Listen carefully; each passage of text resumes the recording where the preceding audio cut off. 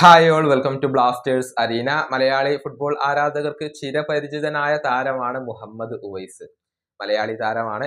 ജംഷഡ്പൂരിന് വേണ്ടിയാണ് അദ്ദേഹം ഇതുവരെ കളിച്ചിട്ടുള്ളത്. നമുക്കറിയാം, ലെഫ്റ്റ് ബാക്ക് പൊസിഷനിൽ മിന്നുന്ന പ്രകടനം നടത്താൻ മുഹമ്മദ് ഉവൈസിന് കഴിഞ്ഞിട്ടുണ്ട്.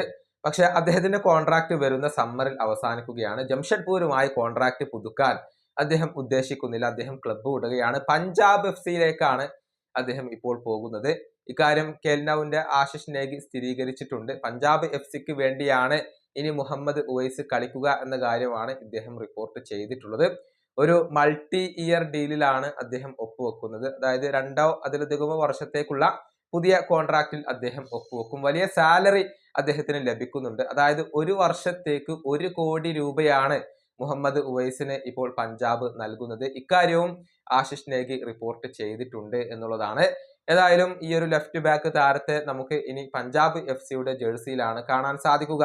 ഈ സീസണിൽ മോശം പ്രകടനമാണ് പഞ്ചാബ് സി നടത്തിയിട്ടുള്ളത്. മികച്ചൊരു തുടക്കം ലഭിച്ചിരുന്നു, പക്ഷെ അത് മുന്നോട്ട് കൊണ്ടുപോകാൻ അവർക്ക് കഴിഞ്ഞിരുന്നില്ല.